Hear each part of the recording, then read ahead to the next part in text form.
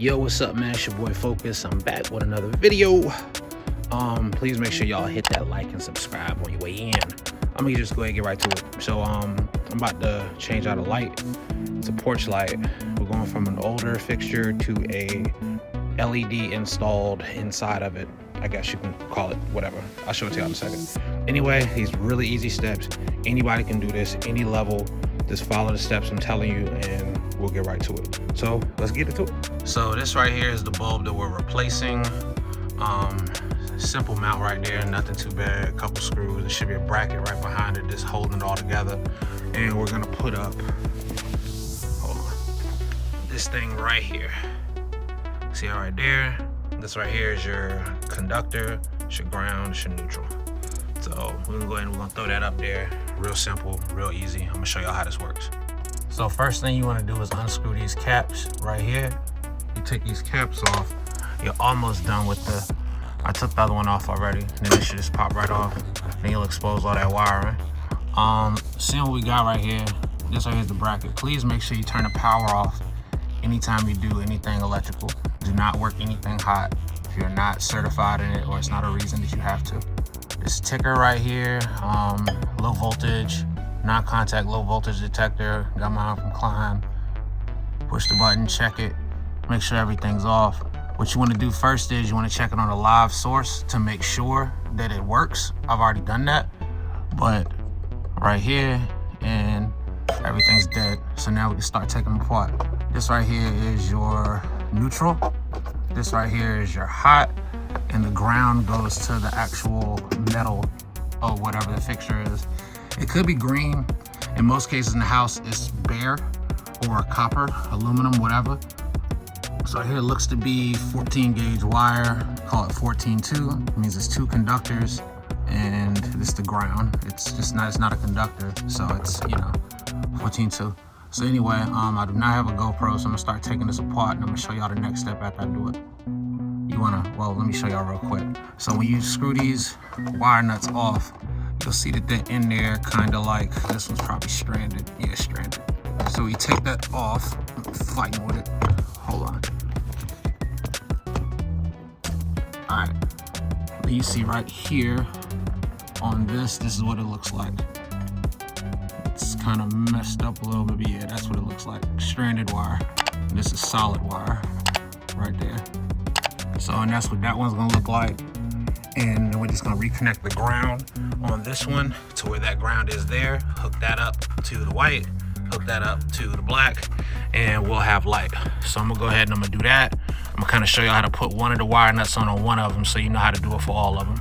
So just bear with me, give me 1 second. All right, so I'm gonna show y'all something real quick. Even though the ground wire, see I already got both of these off. Even though the ground wire, this wire right here, even though it's not a conductor, your equipment will not be working properly in most cases if you do not have it grounded. So what the ground does is it takes a fault or somewhere we don't want electricity to go. It takes it and it sends it back to the panel, which sends it to ground. I'm not gonna get into that whole principle, but I'm just letting you know if you don't have it grounded, it can cause a fire, it won't trip properly in case something goes wrong, like some wet moisture or something gets in there, it won't trip properly. Usually if something trips, usually it's an overload on the circuit, it's not grounded properly, it's a fault somewhere, or it's a surge. So you gotta make sure that's done correctly. So what they do is they kind of bounce here to this screw, which bonds it to this metal right here, and then they connected it to the ground that's on the circuit. So what that does is if it's a fault, it'll go to this metal here, and then it will bounce back to the panel and it'll turn it off. I think I said that right. Yeah, I said that right. Because the metal in the house is all connected to this. Because everything is connected to this, which all goes back to the panel, which is all landed on the same bar. I know I said I wasn't gonna go through that principle, but I just wanted to kind of tell y'all why that's so important. So please make sure you do that. The way we would do this here is the first thing we would do is we would take this screw off. All right, that's done. And then we're gonna disconnect this next, and then that'll take it off. So I'm gonna go ahead and do that, and I'll be right back with y'all. All right, so we've got this rebonded now. I connected the ground to where it needs to go to right here, and I've got it bonded to this screw. So another thing I left out, always do everything when you're connecting, go ground first, neutral second, and then your conductors last. Even though we know the power's off, we still treat everything like it's hot. So keep everything separated and connected one thing at a time. So now next I'm gonna do this and I'm gonna do that. I'm gonna show y'all what it looks like connected, how to kind of put it in there. You see you got a little space inside of here. I'm gonna show you how to put it in there, put it back up, mount it, then we'll turn it on, see what it looks like. All right, we got the light all installed up there, power's back on. Nothing popped, not like I thought it would. I did everything right. Here we go. And that's the ticket. That's what it looks like. Light works beautifully, nice and mounted. Now what you could do is you could get some, it's like this white sealant. MSI makes it. It's a white sealant for outdoor. You could just go around this and seal it.